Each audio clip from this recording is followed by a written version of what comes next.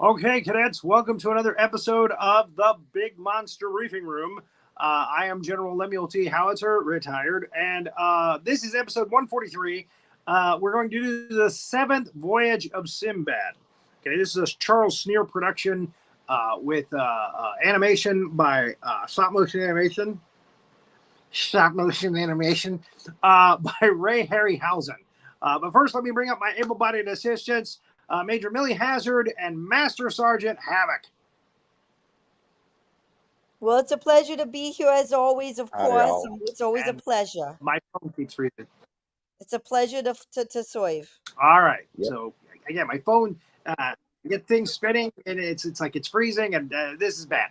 So anyway, it's tech gremlins. hopefully, We gotta have the Master we Sergeant can go and deal with the tech gremlins. push on because forward they're through this. monsters. Sinbad. They're monsters. You think it's the monsters? Yeah. Okay. Well, tech The gremlins are monsters. monsters. We need to eliminate them, to be honest. That's How do you what kill my a vote. tech I'm gremlin? That's a sorry. good Just question. carry on. It's all right. I'm sorry. That's a good question. How do you kill a tech gremlin? I don't write. I Because don't we write. have them on this damn show all the time. Very, By the way, very this show is often. not for kids. All right, even though this movie is kind of G-rated, most of the time our movies are not. So we have bloody guts and gore and things like that, and it's not for kids. And we have a tendency to cuss like sailors because that's us. So anyway, or at least me. We cuss like Sinbad the sailor. That's what it is. And Hazzard. Yes, we cuss like Sinbad the sailor. I'm sure if Kerwin Matthews was offset, he'd be cussing like a sailor. Anyway, That's right. so yeah, Dynamation was Ray Harryhausen's monster effects, which were just starting to come into fruition at this point. This is 1958, I believe. This movie came out. It was before he did a lot of good movies with his effects. He later did First Men in the Moon, Mysterious Island, which we've done on the show. Look it up. Also, Jason and the Argonauts in '64, which we've done on this show. So he did quite a lot around this time period, and it really showed that he was something special. In the '50s, he did Earth versus the Flying Saucers, 20 Million Miles to Earth. But again, this is 7th Voyage of Sinbad. Now, Sinbad movies. Well, this one, this is the first of his training films that was in color. All the rest of them was in black and white. Yes, they were on color on this show, but no, they were in black and I white. colorized them, yeah, but this was the So one. yeah, this one I think you're right. I think this was the first color one. Yep.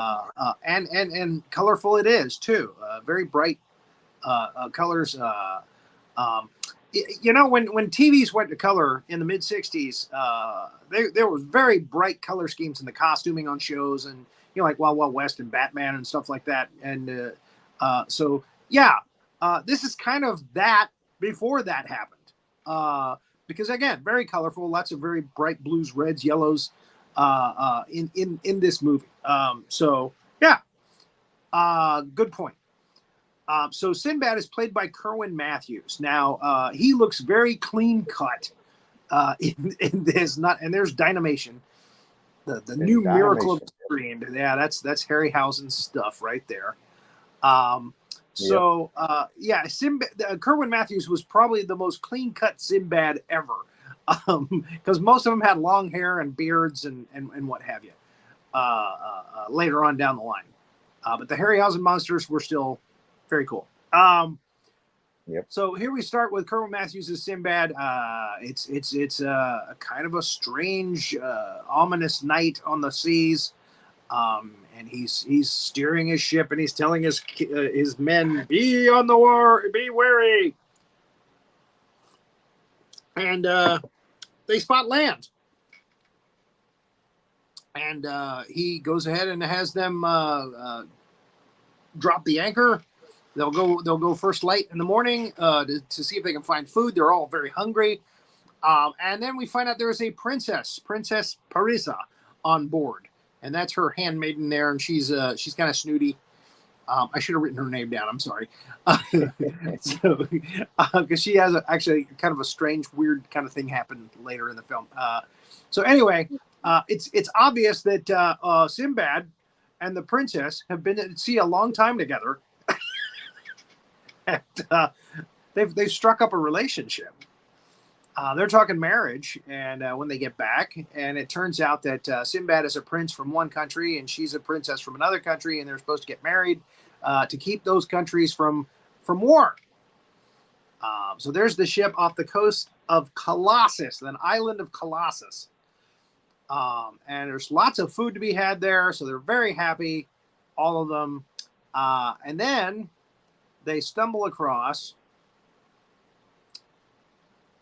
a cloven hoof print, a big one, a really big one. Okay, man, be wary. Like I said before, be wary. Let's be careful. Can we go back to that frame with the why is there a chicken head on the front of the boat? Is there a chicken head on the front of the boat? You look at it. It looks like it's like a. I'm looking at a phone. Rooster.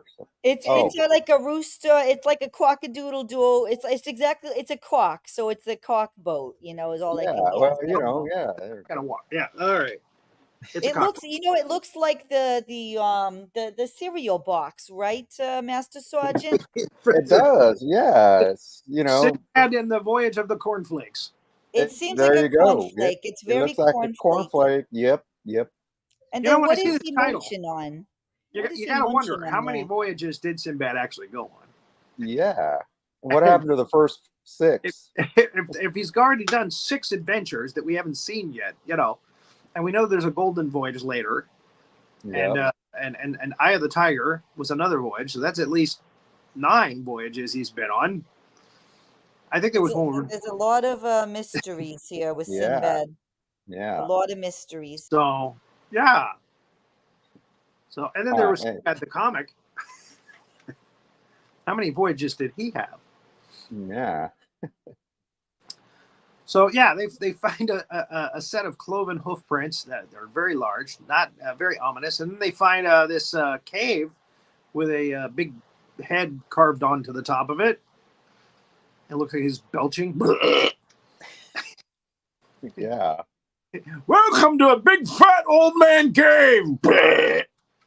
And then Sakura, the magician, comes running out. Help me, please. Now, okay, I got a problem with this right out of the gate, because he's being chased by a cyclops, okay, and there are cyclops on this island, and he has like I don't know, magician's palace on this island.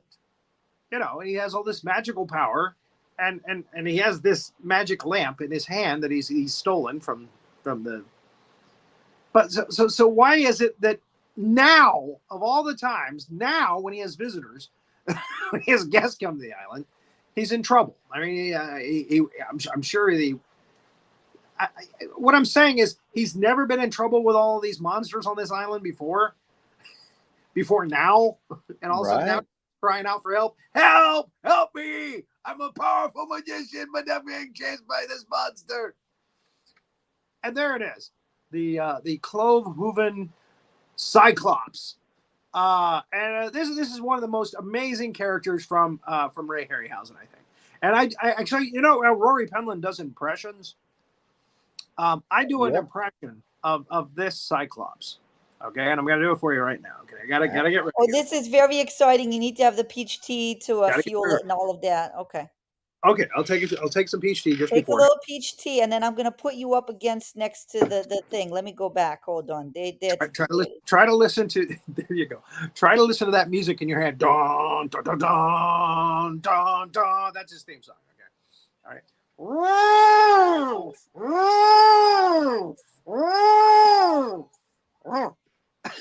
And that's it. Wow, you got a real future in showbiz. I thought I was watching the movie again. That was awesome. I worked on that for a long time. Yeah, that's it.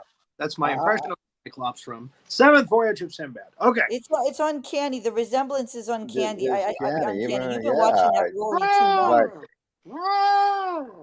much. Okay. I gotta tell at you, the end. we gotta He send always it does to that Rory. little small grunt at the end. So I'm telling anyway, you, Rory's gonna be very proud of you. You've done a great job. Yep, you done him proud. Yep. You've got a future in show business, I think.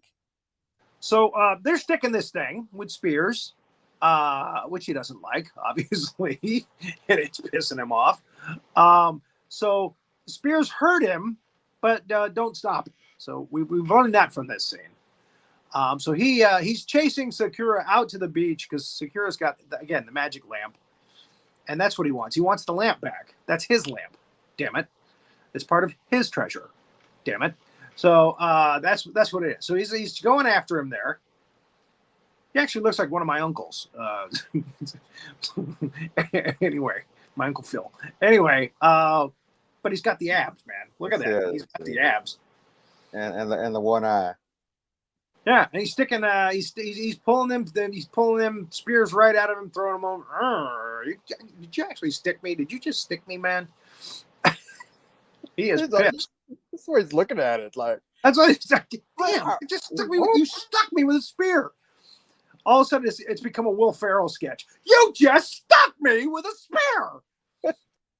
So okay, now I wanted to show this because about 4 years later, another production company, decided, hey, we're going to do another version of the 7th Voyage of Sinbad.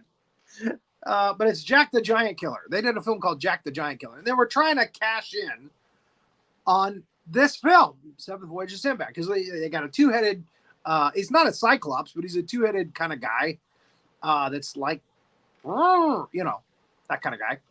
And with fangs and everything. Again, this is Jack the Giant Killer. And they even got Kerwin Matthews to come back as the villain, or come back as the hero, Jack.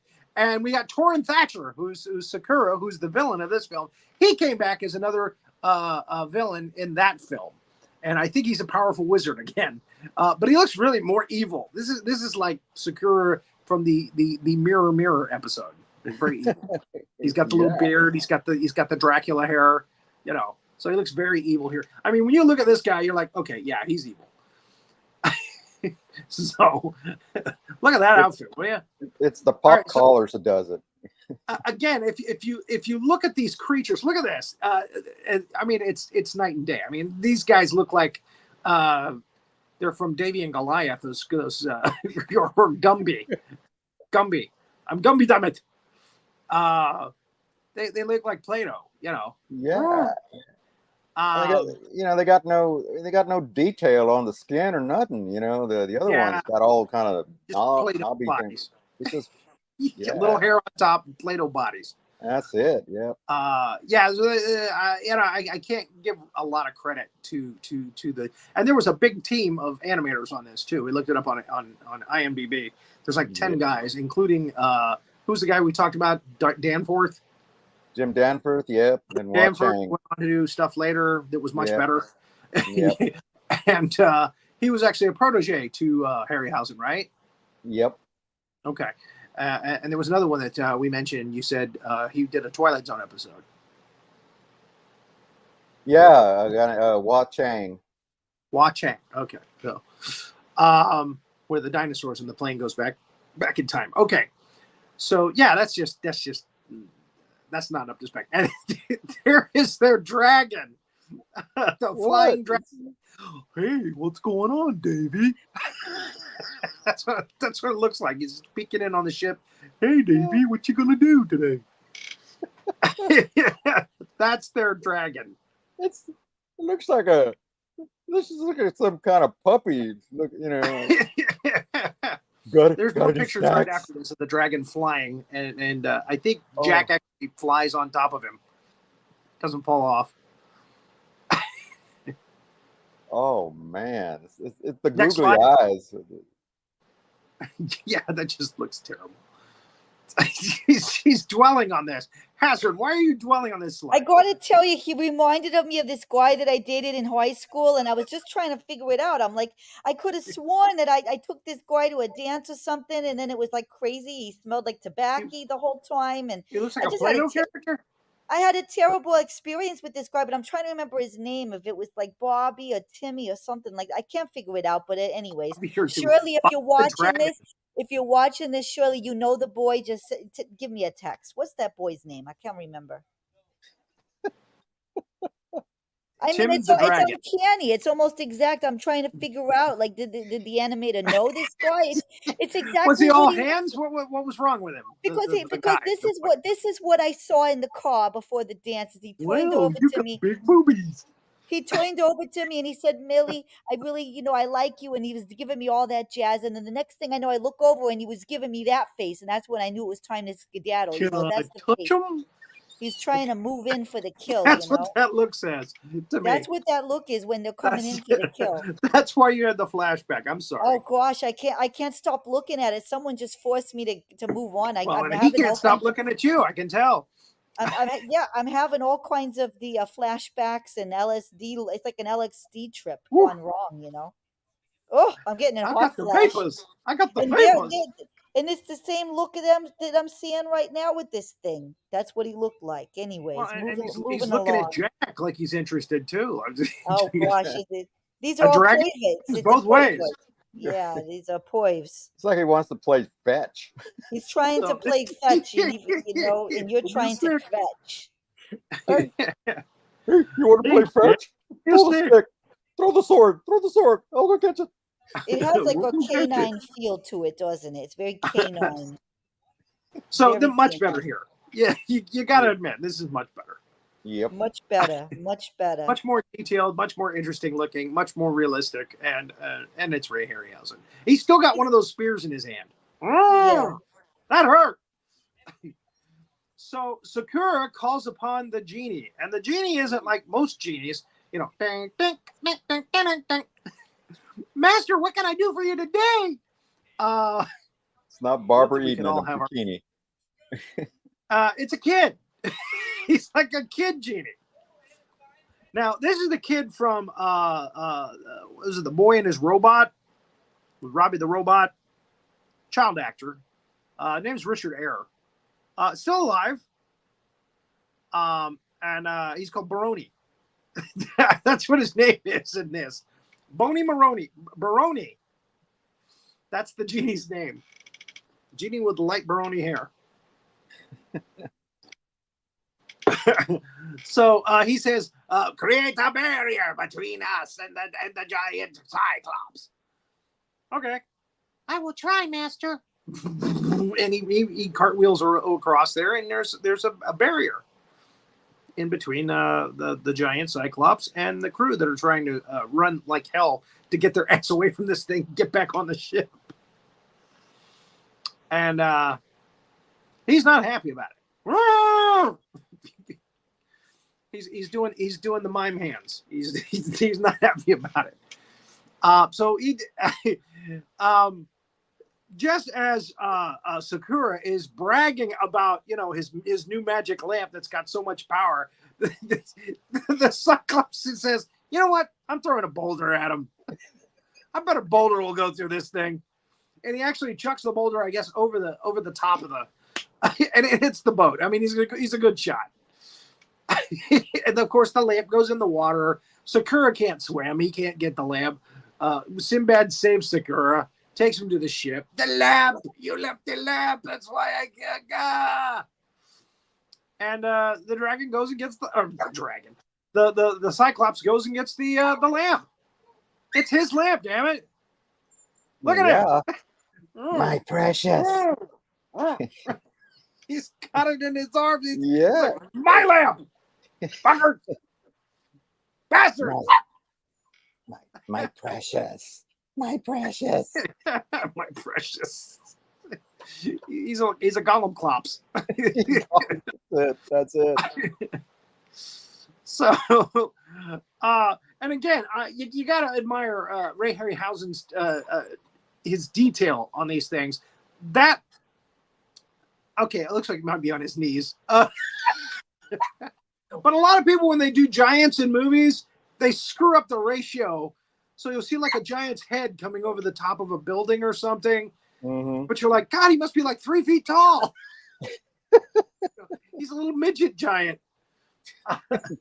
They get the leg ratio wrong, you know. Mm-hmm. It's real bad in War of the Gargantuas. They do that a couple of times when you see the green gargantua come to eat people and stuff.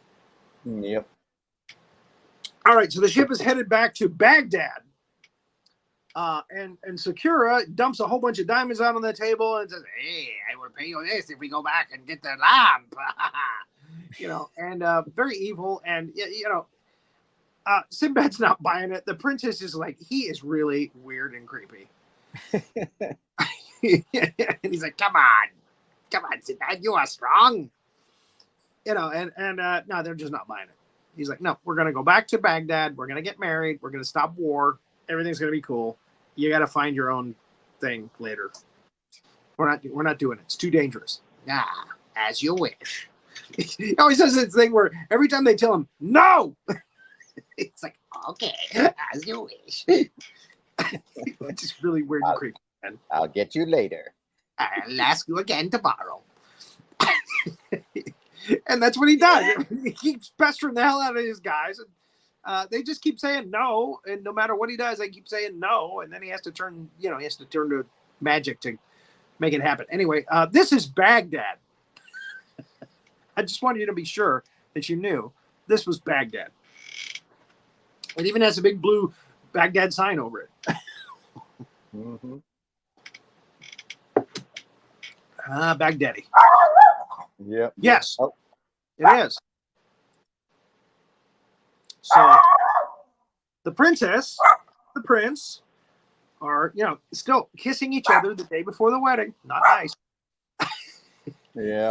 What are you doing in this? You should not be in my house. Or no, that actually the daughter is the other sultan is her father. He's like, oh, Sinbad, you're with the princess already. So she's a saucy one. And Sinbad looks ridiculous in this scene. I'm sorry. That hat. Ridiculous. And then again, Torin Thatcher, British actor, as Sakura comes in and says, "Hey, look what I have made. We are going to kill the giants with a giant crossbow that I have created." And they're like, "No, no, too dangerous. Not a good." You know, this is supposed to take place in like Arabia. You know, it's Baghdad and all that. Yeah. Why is she dressed in a sari? She looks Indian here. Look at all she needs is a dot on her forehead. Call wardrobe. Or doesn't she? I mean, good point. The wardrobe is like, hey, we've got this sarong at they did the road pictures together. Crosby and Hope and Hope and Crosby. Yeah. Who was the girl that was in all those? Damn it. I don't remember. It's not Yvonne DiCarlo, but it's like her. Anyway, they found one of her costumes and said, "Hey, let's give it to her for this movie." So yeah, that's a good call. It's kind of weird. So Baghdad is Iran, isn't it? Lebanon, I think. Lebanon? Did you say Baghdad? Did you say Baghdad? That's Iraq, isn't it? Iraq. Yeah. It's Iraq. Yeah, that's right. It's Iraq. What did I say? Iran? No, it's this. Yeah. Yeah. Yeah. Well, this training film was shot in Spain.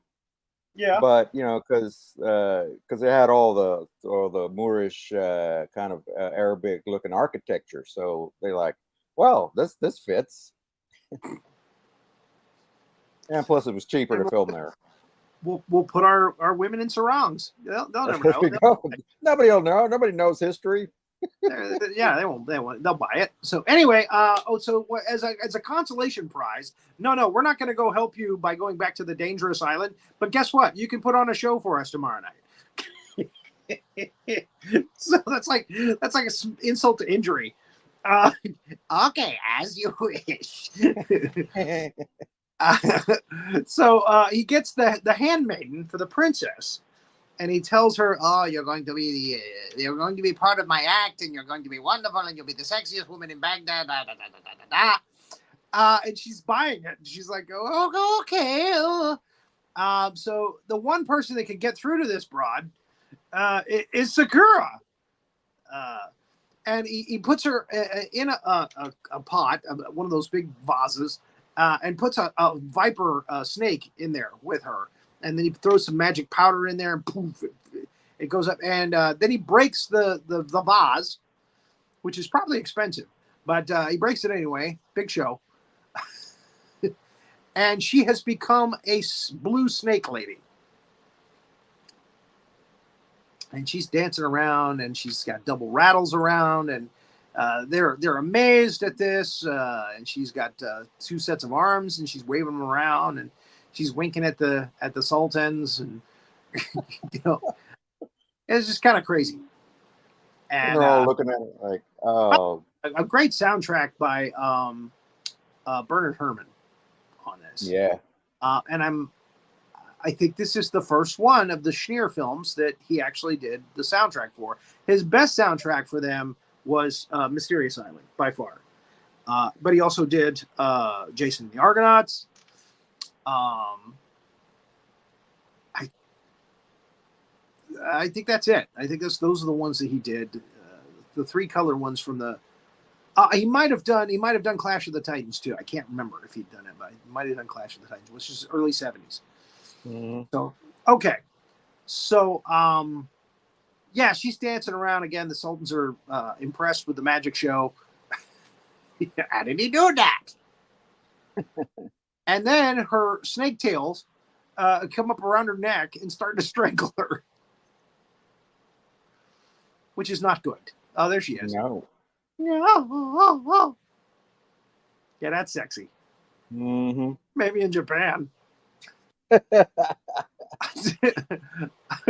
Is it tentacles? We don't know. She has snake tail. She actually looks like my mom there, kind of. Anyway, she does. It's kind of creepy. That makes it even more creepy. So he stops the show, turns her back. Yeah, General. So far, the Cyclops looks like your uncle.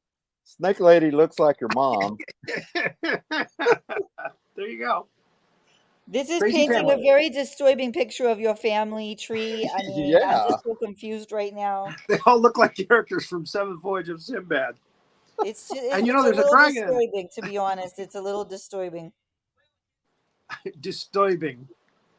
It's a very disturbing thing. I don't know what to say. It's one of the most disturbing things I ever heard. I'm a Hoyd. Yeah, she sounds like Groucho again. Yes, it's very Groucho. Sorry, but I'm told you he's a New Yorker. What can I do? We're from the same environs. Of course, we have a similar accent. Yeah. There you go. Understood. So the Sultans are impressed with Sakura, and they say, "Hey, can you see the future?" And plays right into his hands. He says, "Oh, I cannot tell you. The future is so grim. The evil forces are at work," and it's all true because it's him. And he says that there's going to be war between them. The wedding won't happen, and Sinbad basically clocks him, which he should. And the Sultan, Sinbad's father, is like, well, we see now how you are. You're trying to get us to go back to the island for you, and you're using your powers to do that. So they say if you don't get out of the city by tomorrow night, you're going to poke your eyes out, which is that's good deterrent. So he goes to you've already forwarded a couple of slides past where we need to be. There we go. He goes to the princess's room when she's sleeping. Weirdo creep.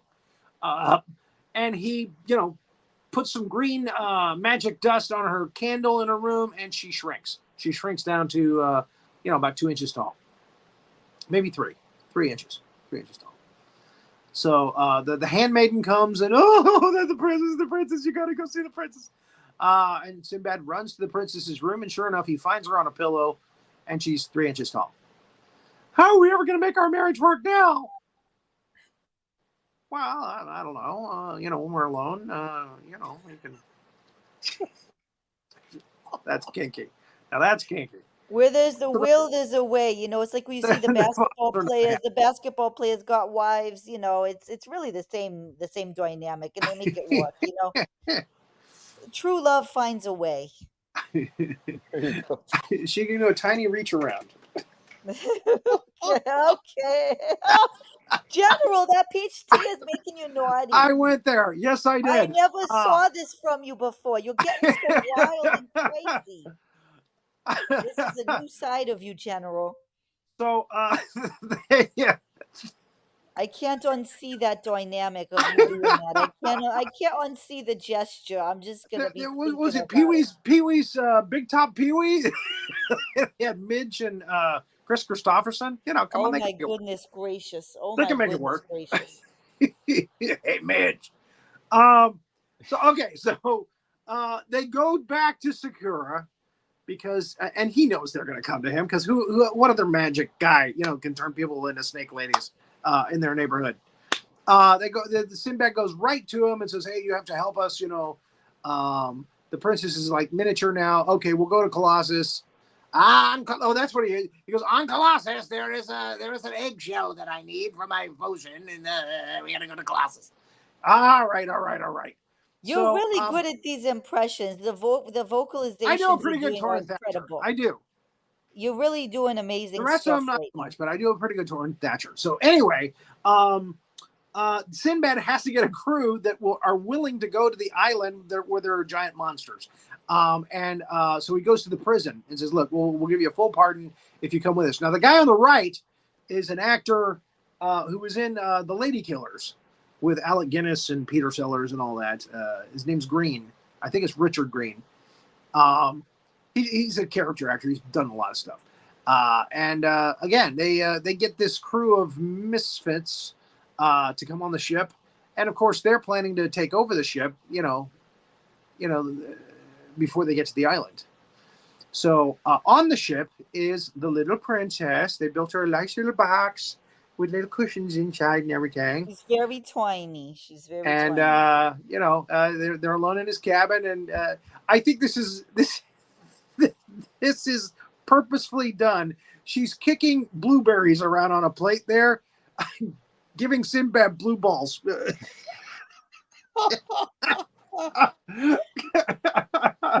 Does this remind you of anything?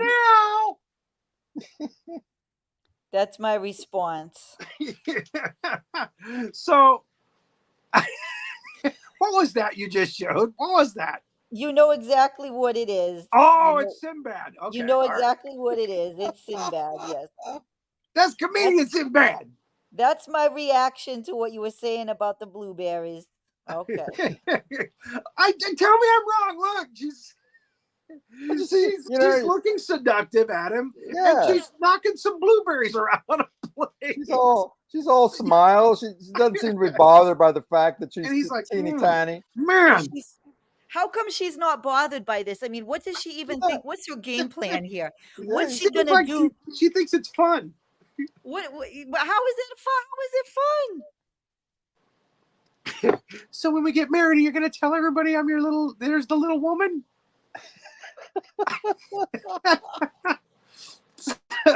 So she's, giving enough tough time. And of course, the bad guys take over the ship. And Sakura actually tries to warn Sinbad that they're going to do that. And Sinbad's like, push off. We've got the weapons locked up at the front of the ship. Famous last words. So, they knock out some of the crew members, get their weapons, and the main guy there, played by Mr. Green, he threatens to kill Sakura. That's the one person that can turn her back into normal size. Ha ha ha ha! Take that. And then Sakura says, "You will be driven crazy. When you get close to the island, there are sirens that will drive you insane, and you'll crash the ship on the rocks. You'll be begging us. So they get thrown down in the bottom of the ship, the hold. And Sinbad and his crew put cloth with wax on it in their ears to protect them from the songs of the siren. Sure enough, that night, these things start their little screechy, crazy thing that they do. And it's driving the guys nuts. It's driving them insane. And the ship's about to crash on the rocks. And they come down. They're like, "Oh, okay, we're listening to you now. Okay, we're going to stop this." And Sinbad takes the ship back over. And he steers it through the problem. A lot of these bad guys end up going over the side. So there's only a couple of them left by the time they get to Colossus. And there's Colossus. Looks a little like Mothra Island. They all look the same. So they go back to, and they bring their giant crossbow with them, which took up most of the ship, actually. And they split into two groups on Sakura's direction. They split into two groups so that if one group gets caught by a Cyclops, the other group can rescue them. So already this is not sounding good. This is not seeming good. Sakura tells the convicts that are with him, "Don't drink the water. It's poison. It'll kill you in minutes." And what he's not telling him is he doesn't want him to drink it because it's like wine. It's like choice wine. It's better than Thunderbird. He doesn't want him getting drunk and making problems. So Sinbad is taking the high road. And they stumble across the lair of the Cyclops. They're giant spiky clubs and cages with skeletons in them. And obviously this is the lair of the Cyclops. Does that say science department on the side of it? Wait a minute.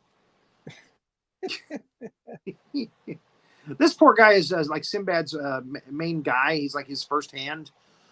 And they find the treasure of the Cyclops. And they're playing around, and Sinbad's like, "Hey, no, we can't do this. Come on, we got to get going. Come on, we got to find the rock. The rock is the bird that it's a two-headed bird, and that's the shell they're looking for. And they got to go there. But the Cyclops shows up. The minute he hears that treasure tinkling, he hears the treasure, and he goes right for it. Somebody's messing with my treasure. So there they are. You can pretty much tell which ones are Sinbad's men and which ones are the convicts because they're like dirtier and. So yeah, he starts putting them in the cage. Sakura is actually kind of happy about this. He actually sees it, he views it, witnesses it, and now that the giant Cyclops is going to be dealing with Sinbad and his men, he can sneak in and try to get that lamp out of there, which he tries to do.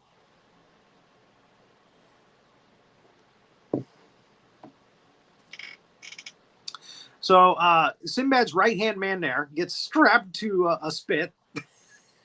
He's cooking him, and he's got a little Jabba the Hutt tongue action going there. Yeah. He's happy little Cyclops. So Sinbad finally fesses up and says, "Here's the princess. She's 2 inches tall, 3 inches tall." And he goes, "Go on up there, honey, and see if you can move that giant bolt aside for us." At first she tries and she can't do it.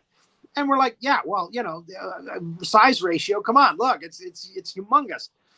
And then she does it. She goes back a second time and she actually does it. She moves it with no oil or lubrication or nothing.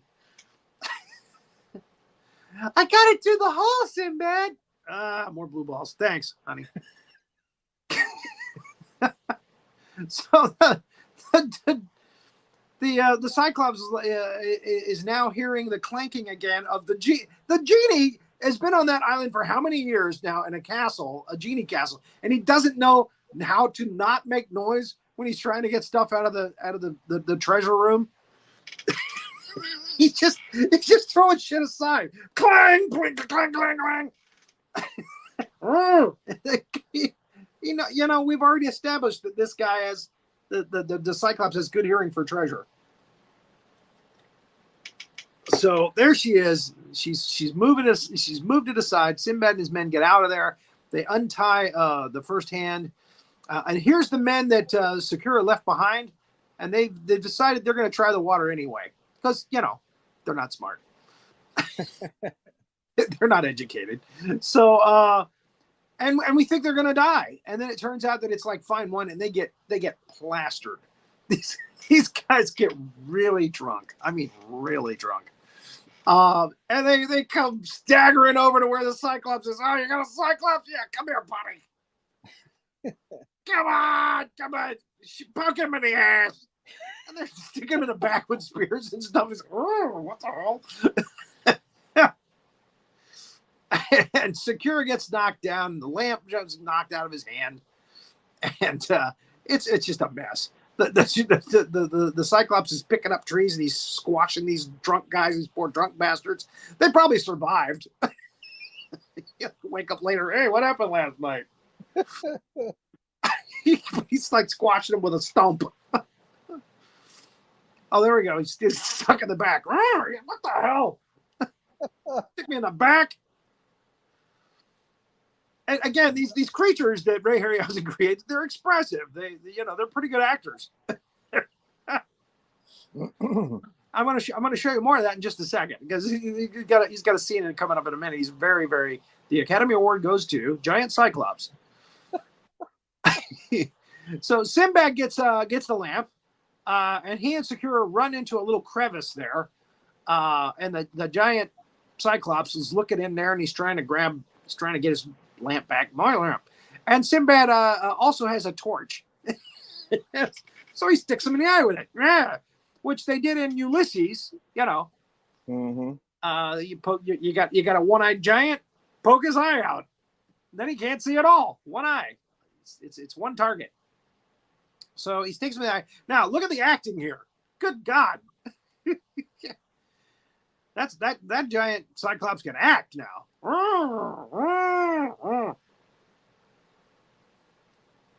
So Sinbad lures him over to a cliff ledge. Over here! Come on, over here!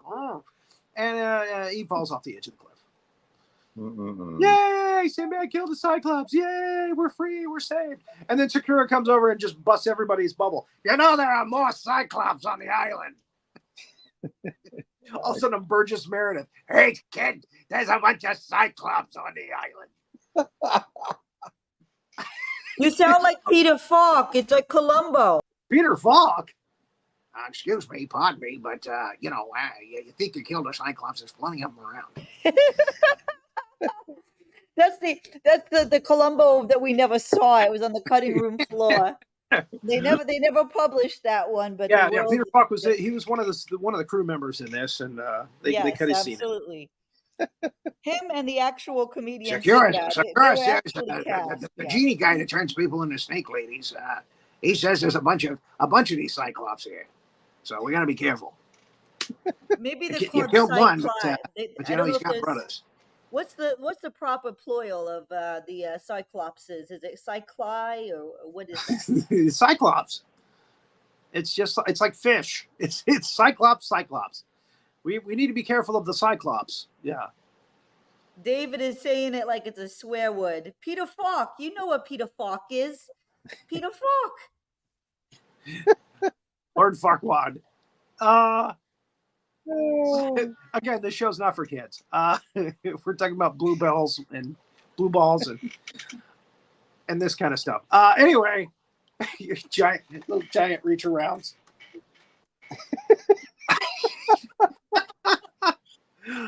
That's Millie's favorite right there. So they climb a treacherous cliff. Which one's my favorite? The reach around.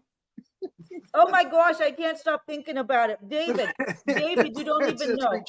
David, you don't know what you missed. You missed something crazy. You got to rewind. You go watch the replay again and again. So yeah, they traverse this treacherous cliff. couple of them fall over. Ah!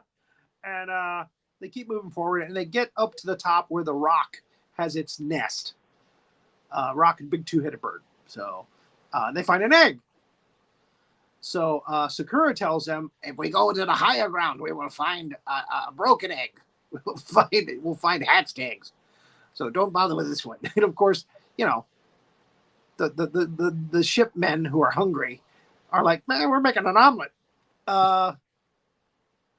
So they break the damn egg open. Just as Sinbad and Sakura are starting to head for the high ground, they get just a few feet away. These guys just, hey, let's break it open. And there's a little baby chick rock, giant chick rock. And look at the look on Sakura and Sinbad's face. Oh, Jesus. Look at the look on their faces. Dude, we can't leave you guys alone for a minute. Yeah, getting attacked by a two-headed chicken. And it's got the little fuzzy, not quite feathers yet that, you know, baby chicks have. But it's giant. Yeah. So they kill it. And Sakura's like, oh, can we go back to that slide? Just go back one slide. Sakura's like, you should not have done that. And Sinbad, go back one slide, please. Damn it. No, go back. Back. Yeah, the major's too busy thinking about the reach around right now. Yeah, this is my payment for that. Can you both go back to the... No, you're going forward. Go back. There we go. Back one more. One more. There you go. He goes, well, here's your eggshell.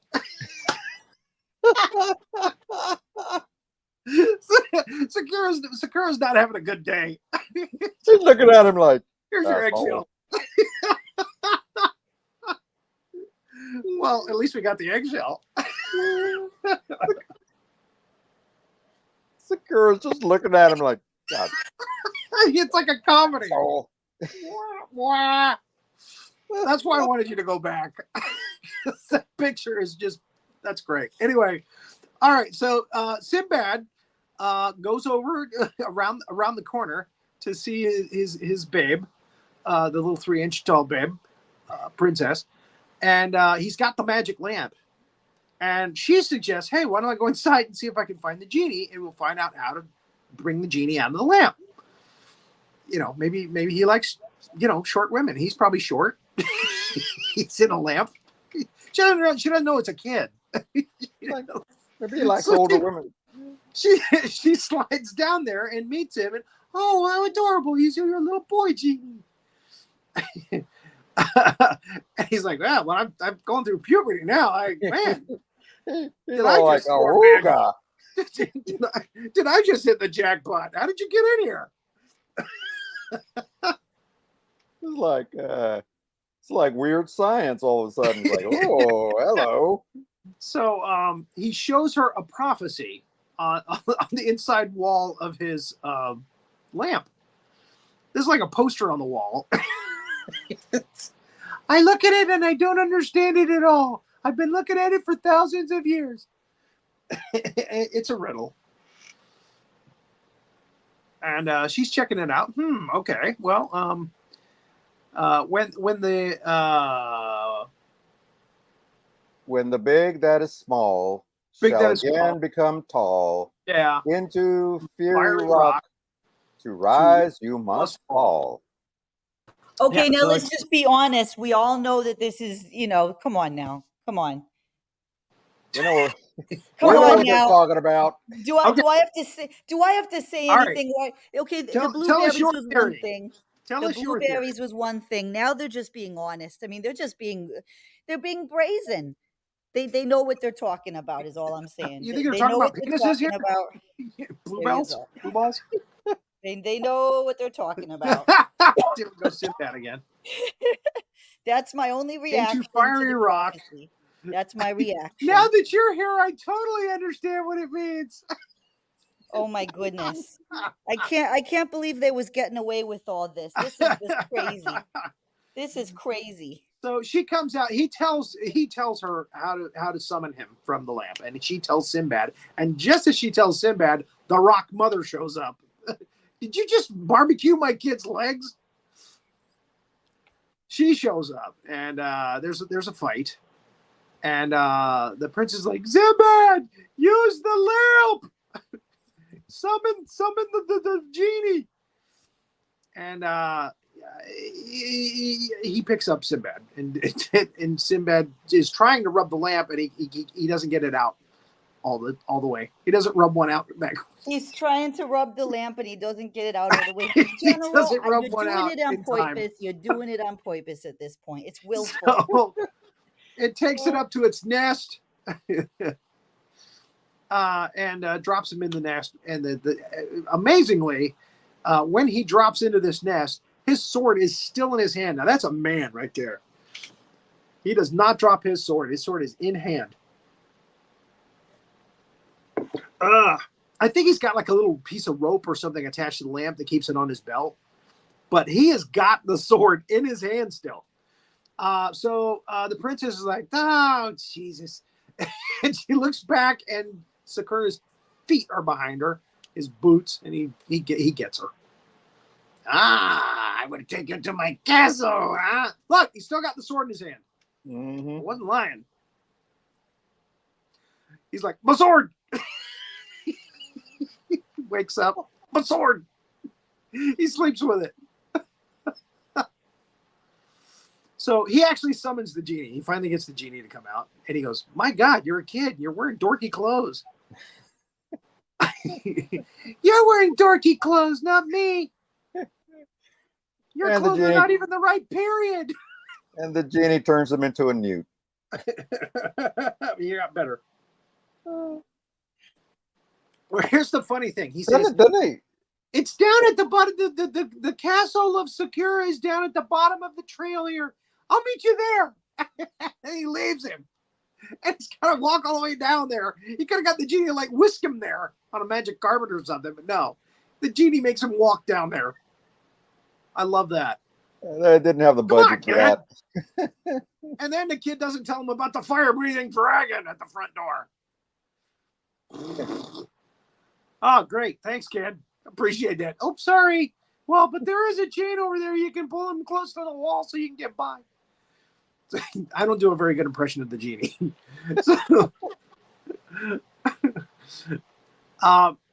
It just kind of sounds like a transvestite. I'm sorry. Well, yeah, go ahead and use the chain and get him to the wall. Go ahead. So anyway, so he does. He pulls the dragon.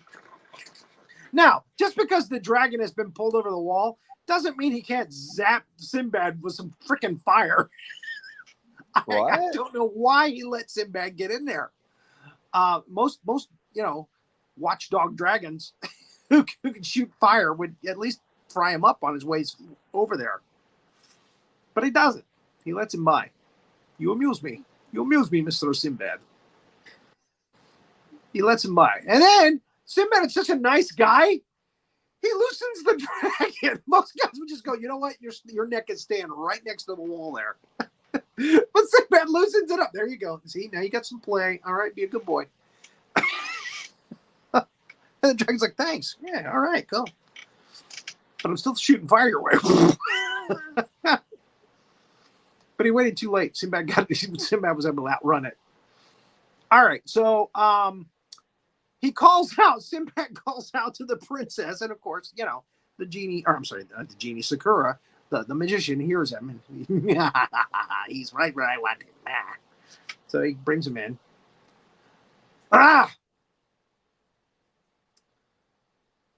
And he looks at his magic crystal, and he shows the princess in the magic crystal that Sinbad is coming. But he's in great danger. Great danger. So Sinbad shows up. He's threatening Sakura with his sword. And, he's in his den. He goes, I was just going to change the princess. I've got my stuff now. So he puts her in this box. Some green smoke around the box. And she's back to normal size. And he goes, now, give me the lamp. I've done my part. Give me the lamp. I've fulfilled my contractual obligations, Sinbad. And Sinbad says, when we are safe on the boat, that's when you get the lamp. And the look that Sakura gives him when he says that is hysterical. He's like, you think you're going to get to the boat, do you? Oh. As you wish. So yeah, they're making their way out, and Sakura brings a skeleton to life. Now, this is one skeleton that grabs, a shield and a sword and starts to fight Sinbad, and it's very cool. And they decided to up the game when they did Jason and the Argonauts. Jason and the Argonauts. Yeah, there's like 12 of them. 12 skeletons, or maybe 9 of them. I can't remember the number, but there's a lot of them. And they have to fight Jason and his men, the Argonauts. And they kill most of them. Because it's hard to kill a skeleton. It's not easy. They're already dead. No skin, no organs to puncture. So there he is coming to life, and looks kind of like Sakura, a little bit. So there's a big fight scene. Now, during this fight scene, somebody at the studio said, "Oh, geez, we didn't get reaction shots from the princess. Let's put her up against a gray spackled wall and get some reaction shots." If you watch the fight scene, she is in front of one of his shelves with a bunch of, like potions and stuff on it. But here, the reaction shots, she's just in front of a gray spackled wall. Mm-hmm. Oh! See, there she is over there by the wall on a column. And they're fighting. And then she moves around the column. And again, you might get away with a gray spackled wall for the column, but it's pretty obvious. Anyway, I had to point that out. So they go up a little staircase to nowhere. It's like a staircase that drops into a chasm. Cannonball! And Sinbad knocks the skeleton over, and he breaks up into a bunch of skeleton pieces parts. And Sakura's not happy about that. He tries to take the princess. Sinbad throws his sword, and luckily it doesn't hit the princess in the head. It actually pins one of Sakura's sleeves to the door, and Sakura gives up trying to go back to I just turned into Bill Cosby for a second. That's a great magician, man. Yeah. We gotta have the dueling Crosbys again. All I could remember is the dueling Crosbys. It was a riot. There's a character named Sinbad. He does comedy, and I don't like it. Sorry. So, Sinbad grabs his girl, and they start to haul ass out of there. Okay, I gotta get you past the dragon, but we're gonna haul ass out of here, lady. And Sakura, not happy about this, smashes his crystal ball. He's got some anger management issues, and in doing so, that takes out the bridge that leads to the dragon area. So Goofy 69 just been crushed, and so now they have to try to figure out a way to get across the chasm with lava below. Again, not shown. The lava is not shown until this very part for some reason. So it would have been nice to move that plot forward with. Oh, by the way, there's a big lava flow down there. So she thinks about the prophecy, and she says, "You know what? I got to throw the magic lamp." He gives them a rope, by the way, so they can swing over. A rope up to nowhere. One of those Indian things. And okay, so you're moving forward too fast because you want it to be over, and I'm trying to go as fast as I can. No, I'm not. You can take your time. Take your time. Just take your time. So don't read into any ulterior motives. There's no ulterior motives. Into the lava. I'm gonna incinerate the kid. Okay. So that's what she does because she feels that's what needs to be done, and she just throws Baroni right into the. So I'm flashing forward to a galaxy not so far away, and Baroni going, "I hate you! I hate you!" And he becomes Darth Vader. So anyway, the lava flow. Anyway, I know he's down there somewhere. I hope he's not dead. Let's get him.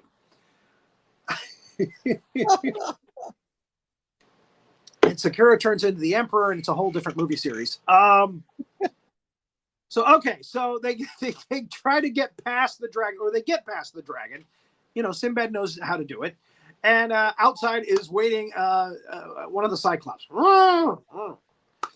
He's waving. He's like, "I've been waiting for you." So the dragon is not happy about the Cyclops getting so close to his territory. So he breaks free of his chain, and they fight. And it's a colossal fight. And Sinbad and the princess are trying to get around him. And that's the point right there where the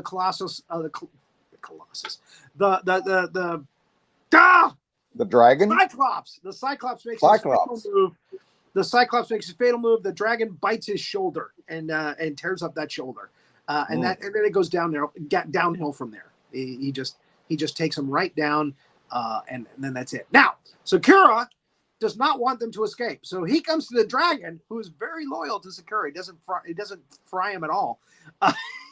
He goes, "Kill them! Go! Kill them! Kill them!" So the dragon's like, "Oh, okay." It goes after them, and they got the giant crossbow. So the minute they come out of the cave, they're like, "Get the crossbow ready!" And the guy's like, "Oh shit," because they were like, "Sinbad, you're safe!" And they have to get to the crossbow right away. So they're pulling that rope back. They've got the arrow already in it. They're pull like your lives depend on it. And like, geez, I hope we're getting, Hazzard pay for this shit. Come on. So Sakura again comes out with the dragon. "This is my dragon. He's going to kill you." And the dragon doesn't fry him. So he's very loyal. You would think, you're a human. Dragons don't like humans. But no, he doesn't. So Sinbad hits the wire. Boom! The arrow goes right into the dragon. And again, dragon, very, very lengthy death scene. Very good acting. And the Academy Award. Stretching it out. Now, Torin Thatcher, not so much here. Make it look like he's going to fall on you.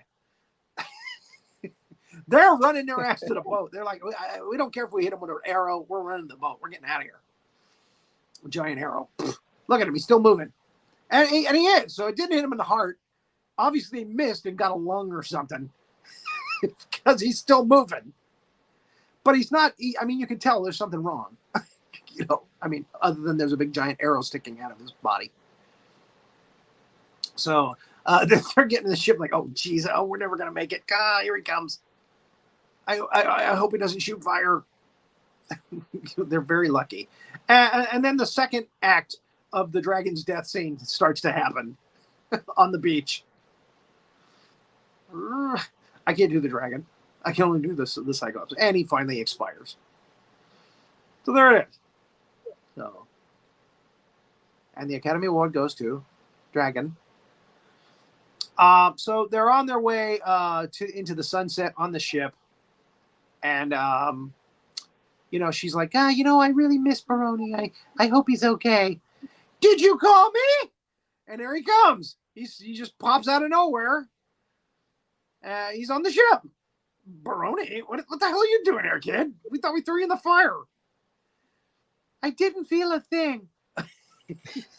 So he says early in the film he's always wanted to sail the seven seas with Sinbad. That's his dream. So boom, he's there on the ship, and he says, "Oh, and I made a little banquet for you for your wedding." And and they go in there, and there's all the treasure from the Cyclops treasure chest or room. It's in there in the cabin. And so he goes, "That's my wedding present to you."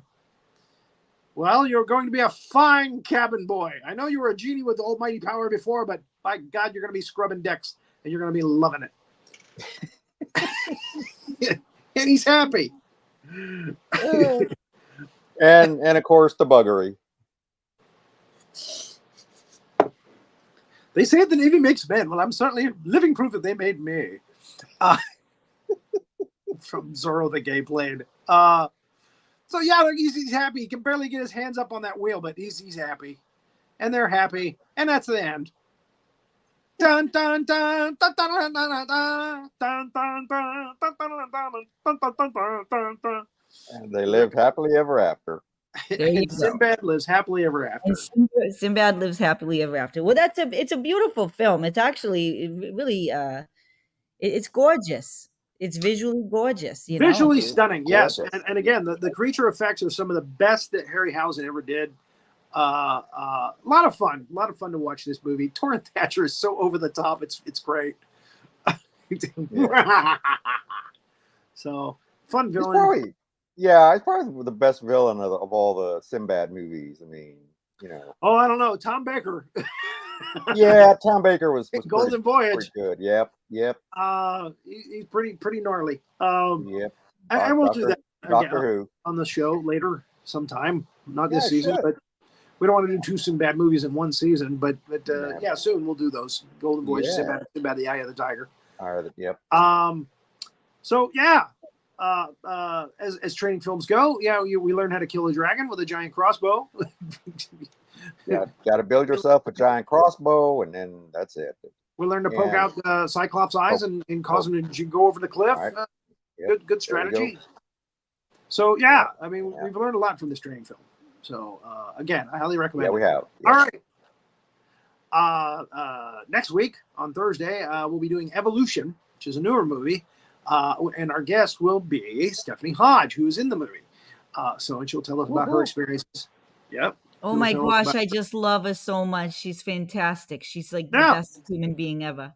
Yep. We had her on last season for I, Madman, and a lot of fun. So I expect it'll be a lot of fun when we do Evolution, because that's more of a comedy it's kind of a dark comedy to begin with. So, and she's a comedian. So should be good. Should be awesome. So I hope you guys will tune in. I forgot to say it, didn't I? The dragon. We was waiting. Cyclops. We was waiting. The Cyclops, definitely a face that only a mother could love.